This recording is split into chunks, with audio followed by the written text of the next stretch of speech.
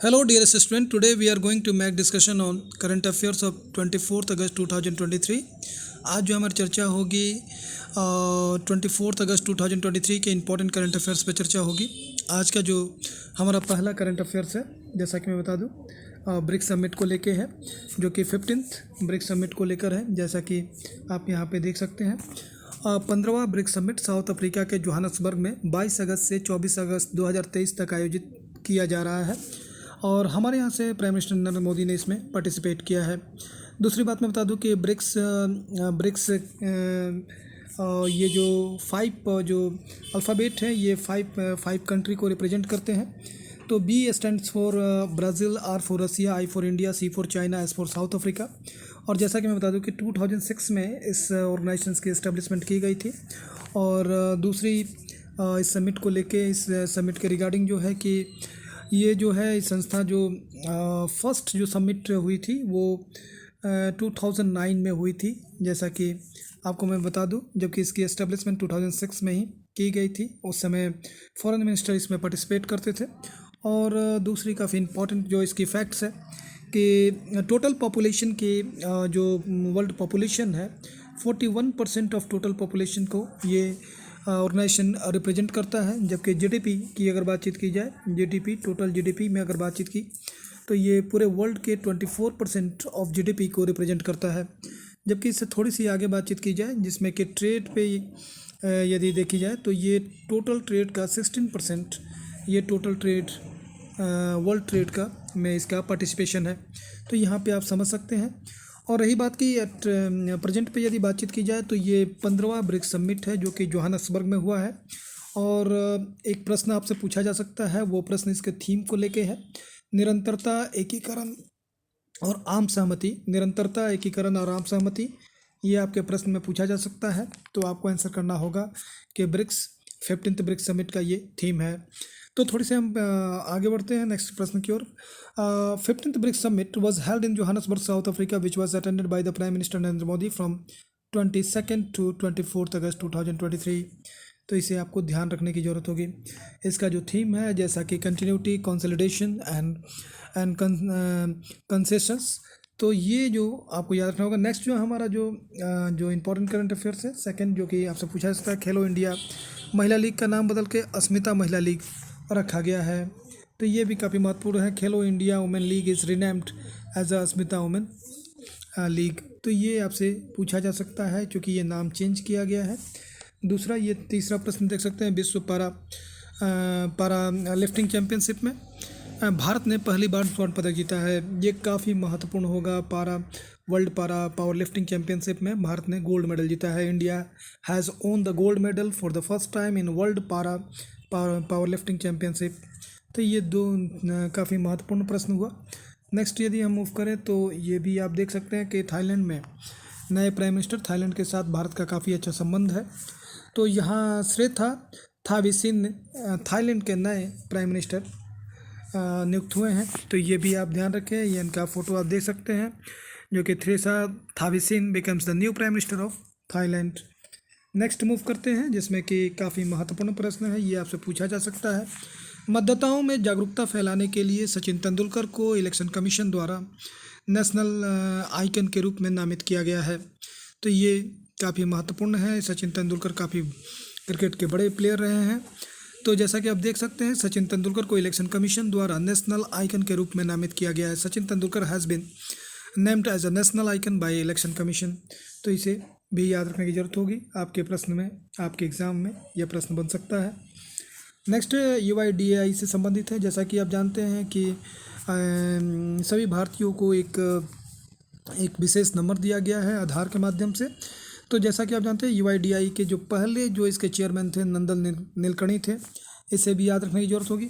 यहाँ नाम भी देख सकते हैं कि सिमिलर नाम थोड़ी बहुत देखने को मिल रहा है, जिसमें कि नीलकंठ मिश्रा आपको याद रखना होगा, जो कि हमारे जो रिसेंटली जो हमारे नए जो UIDAI के जो चेयरमैन अपॉइंट हुए हैं, उनका नाम है नीलकंठ मिश्रा को UIDAI के कार्यकारी चेयरमैन के रूप में नियुक्त किया गया। आप इनका फ़ोटो भी देख सकते हैं। तो इसे आप याद रखें, नीलकंठ मिश्रा को। ये आप हमारे UIDAI के नए चेयरमैन हैं।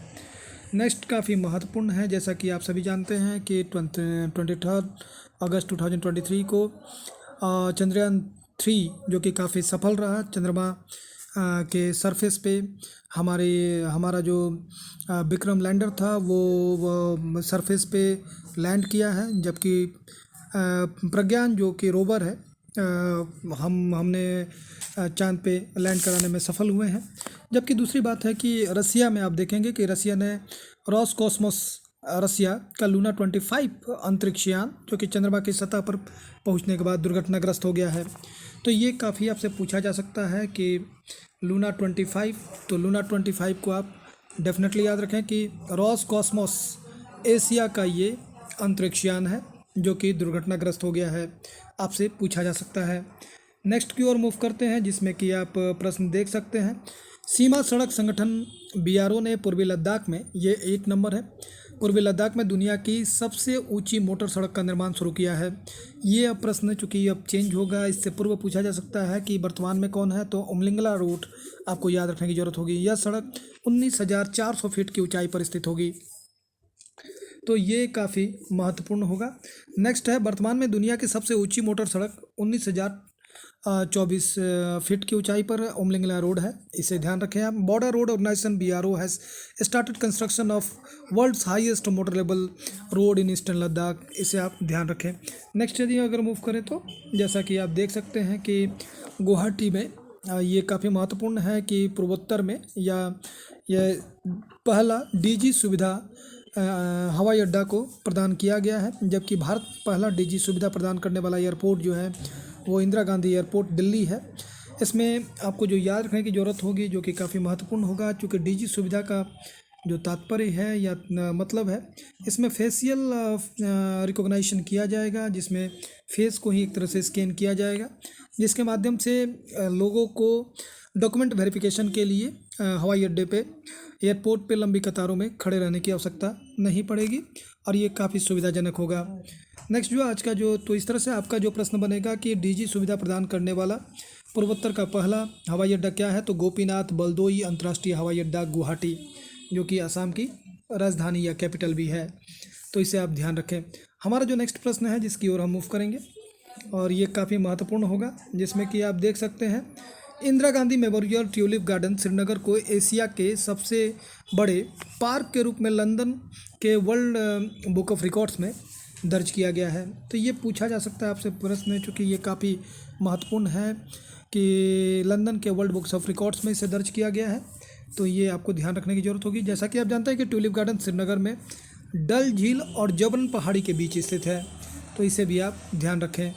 आज का जो नेक्स्ट प्रश्न है जिसकी ओर हम मूव करेंगे, और Indira Gandhi memorial tulip garden Srinagar has been recorded in the London world book of records as the largest cross in Asia, ये काफ़ी महत्वपूर्ण होगा। अगला एक ऐप से संबंधित प्रश्न है जो कि आपसे प्रश्न पूछा जा सकता है।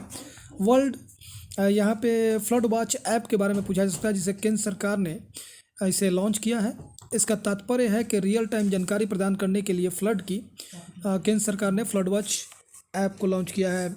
बाढ़ की स्थिति पर रियल टाइम जानकारी प्रदान करने के लिए केंद्र सरकार ने फ्लड वॉच ऐप को लॉन्च किया है। Central government has launched flood watch app to provide the real time information on flood situation, तो ये आप ध्यान रखें। आज का जो नेक्स्ट हमारा है जो कि काफ़ी महत्वपूर्ण है, नेपाल में नए मुख्य न्यायाधीश की नियुक्ति हुई है, तो इसे ध्यान रखें कि हाल ही में नेपाल के राष्ट्रपति ने विश्वम्बर श्रेष्ठ को मुख्य न्यायाधीश के रूप में नियुक्त किया है। Recently the president of Nepal has appointed the Bishwambhar Shrestha as the chief justice of Nepal. आप इनका फोटो भी देख सकते हैं, आपको याद रखने की जरूरत है, आपके प्रश्न में देखा जा सकता है। 69 BPSC को लेकर भी काफ़ी महत्वपूर्ण ये रहेगा।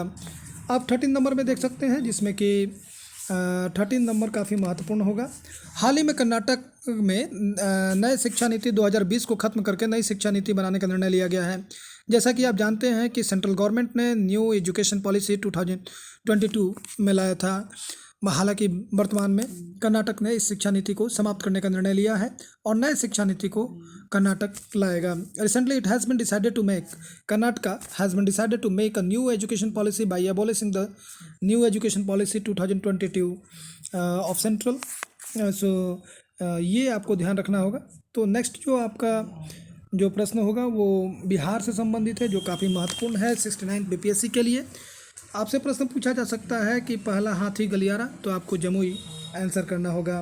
बिहार का पहला हाथी गलियारा जमुई क्षेत्र में घोषित किया गया है, तो इसे भी आप ध्यान रखें। आज का जो नेक्स्ट हमारा प्रश्न है जो कि काफ़ी महत्वपूर्ण है, इंडिया इंटरनेशनल ट्रेवल मार्ट 2023 में बिहार को प्रतिष्ठित religious tourism destination of the year का अवार्ड दिया गया है। तो ये भी आपसे यदि प्रश्न पूछा जाए तो डेफिनेटली आप आंसर करें, काफ़ी महत्वपूर्ण होगा। Bihar was awarded the prestigious religious tourism destination of the year at the India international travel mart 2023, काफ़ी महत्वपूर्ण रहा। नेक्स्ट है जो कि आप जिस पे की चर्चा करेंगे, और ये है इकोनॉक्स सामुदायिक स्वास्थ्य केंद्र बछवाड़ा बेगूसराय को इकोनॉक्स अवार्ड मिला है। Community health centre Bachhwara Begusarai has received the इकोनॉक्स award. तो ये जो इकोनॉक्स अवार्ड है वो कम्युनिटी स्वास्थ्य केंद्र बछवाड़ा को प्रदान किया गया है, जो कि बेगूसराय में स्थित है। आज का जो हमारा सेकंड लास्ट जो क्वेश्चन होगा जिस पे कि हमारी चर्चा होगी, बिहार ने ई चालान से राजस्व अर्जित करने में देश में 5वें स्थान पर है। उत्तर प्रदेश को पहला स्थान प्राप्त हुआ है। तो ये ई चालान के माध्यम से जो राजस्व प्राप्त हुई है उसमें Bihar has secured the 5th place in the country in terms of earning revenue from the e challan, जबकि Uttar Pradesh got the first position. तो ये काफ़ी महत्वपूर्ण है। दीक्षा टाइगर काफ़ी अधिक चर्चा में रही हैं, इसलिए आप इनको याद रखें। यही है दीक्षा टाइगर, जिनको फोटो में आप देख सकते हैं, और ये गोल से संबंधित है। नेक्स्ट जो हमारा जो प्रश्न है जो कि आज का लास्ट प्रश्न है, जो कि पलास नाट्य महोत्सव का आयोजन रांची में 24 अगस्त से 28 अगस्त तक किया जा रहा है। ये प्रश्न काफ़ी महत्वपूर्ण होगा, आपसे पूछा जा सकता है जेपीएससी में, JSS-CGL में। तो वैसे में भी आप आंसर करें कि पलास नाट्य महोत्सव का आयोजन किस राज्य में किया जाता है, तो वैसे में झारखंड या फिर रांची, तो रांची आंसर किया जाएगा। तो ये काफ़ी महत्वपूर्ण करंट अफेयर्स रहे। नेक्स्ट करंट अफेयर्स के साथ फिर हम मिलते हैं। यदि आप में से किसी तरह का प्रश्न पूछना चाहते हैं तो आप कमेंट बॉक्स में कमेंट कर सकते हैं, आपको डेफिनेटली रिप्लाई किया जाएगा। Thank you.